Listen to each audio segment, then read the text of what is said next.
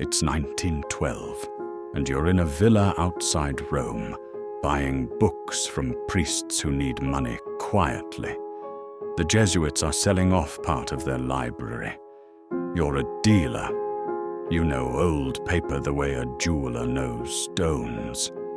Most of the chest is ordinary. Then you lift out a small, plain volume about the size of a hardback novel, and you open it, and you cannot read a single word. Not because it's Latin or Greek or Arabic. You read those. It's because the letters themselves are wrong. Looping, delicate, confident characters, hundreds of pages of them, belonging to no alphabet that has ever existed on Earth. You turn the pages. There are plants, about 130 of them, painted carefully in color, with roots and leaves and flowers.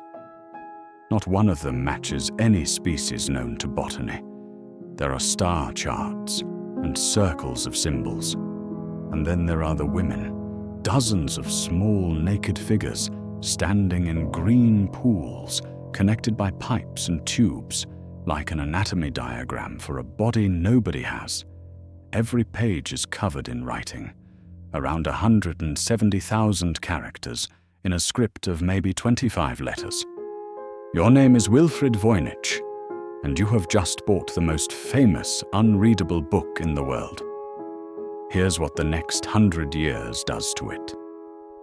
The manuscript goes to the codebreakers, the best ones alive.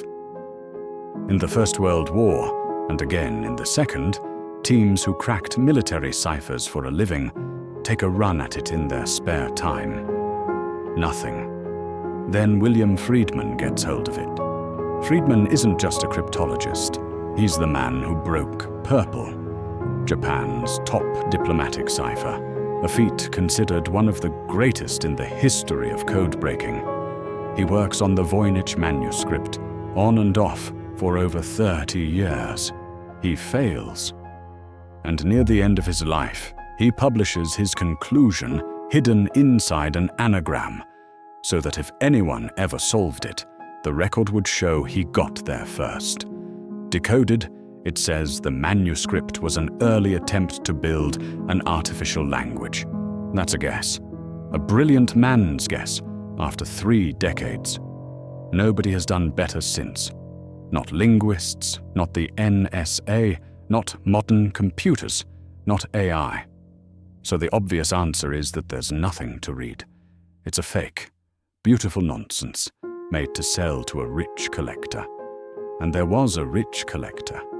The story goes that Emperor Rudolph II of Bohemia paid 600 ducats for it, a small fortune.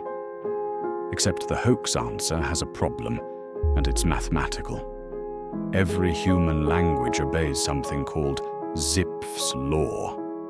The most common word appears about twice as often as the second most common, 3 times as often as the third, and so on, in a curve that holds whether you're writing English, Mandarin, or Latin.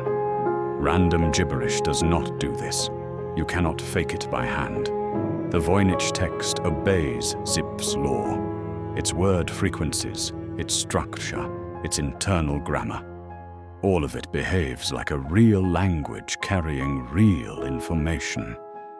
And in 2009, the University of Arizona carbon-dated the vellum, 1404 to 1438, the early 1400s, 500 years before anyone knew statistical linguistics existed. Whoever made this could not have known the rules they were following. There's one more detail, and it's the one that unsettles researchers most. In 240 pages, there are almost no corrections. No crossings out, no hesitation, no false starts. Whoever wrote it wasn't inventing as they went. They were copying something, fluently, in a language that has no other trace anywhere on Earth. The book sits today in a temperature-controlled room at Yale, catalogued as MS-408. Anyone can look at every page online for free Right now, 600 years, every codebreaker who tried, and it still hasn't told anyone what it says. Next time's mystery. In the American Southwest, there is something the Dine do not discuss with outsiders and rarely name out loud. And the people who claim to have met it all describe the same wrongness. Until next time, stay curious and keep looking past the static.